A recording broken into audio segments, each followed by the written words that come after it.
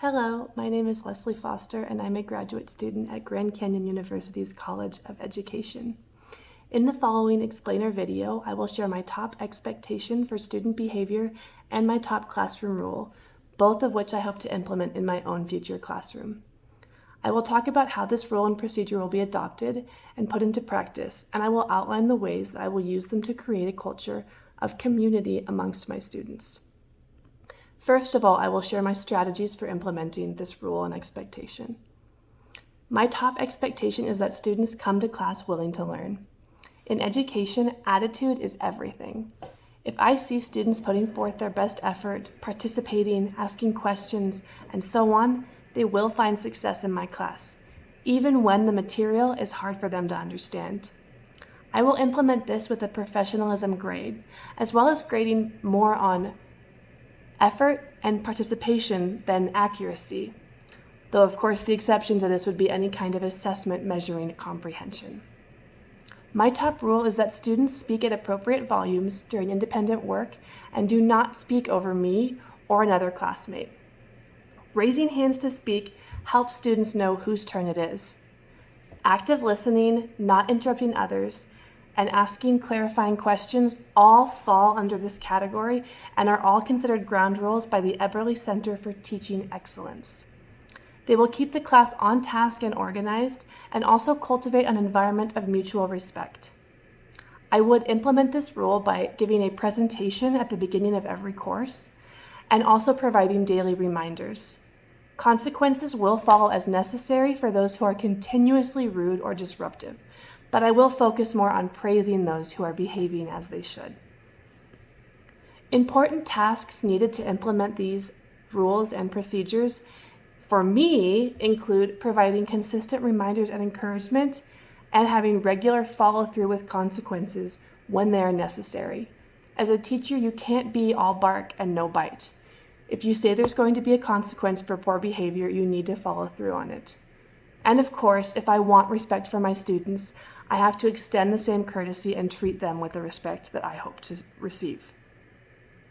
For students, important tasks include staying focused, asking for help when they need it, putting forth their best effort, and respecting my position in the classroom as the teacher. Next, I will talk about setting the stage for this rule and procedure and creating a culture of community.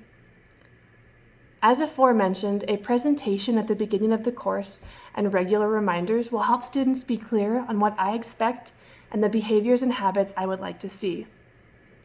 Willingness to learn and engagement with the material will lead students eager to work together so that they will better absorb the information. And of course, I hope that this would create respect in terms of speaking volume, raising hands, and speaking in turn, and that in turn would nurture a classroom culture where students respect each other and the opinions and questions of others. Having high expectations of student behavior and encouraging students to treat one another with dignity and decency are two of the main strategies for encouraging a positive classroom culture. Of course, there are always challenges to creating community in the classroom, and I would say the major ones are students have a hard time getting along with those who have different opinions, backgrounds, lifestyles, ability levels, learning styles, and personalities and interests. So the challenge here is getting a really diverse group of people to treat each other well and at least try and understand where the others are coming from. Specific strategies for consequences and rewards include focusing more on rewarding and praising students than on disciplining them, as I mentioned before.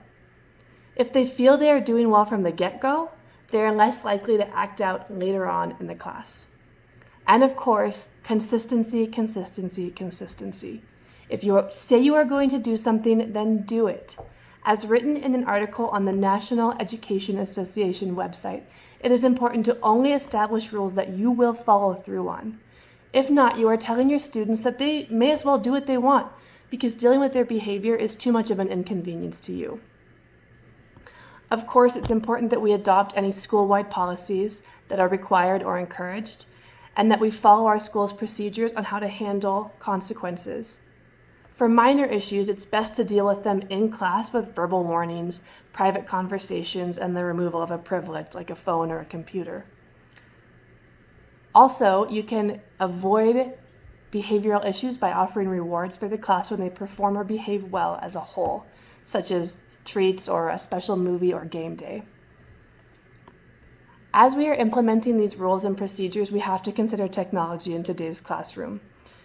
Ways that we can use tech to promote community and authentic learning include digital team games or group projects. I love playing the trivia game Kahoots as a review before a test, and it allows everyone to participate.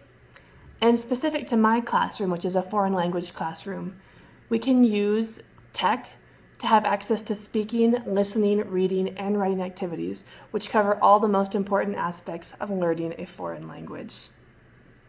I hope this explainer video gave you some information about the top rule and expectation I hope to implement, and if you have any input, I would love to hear it.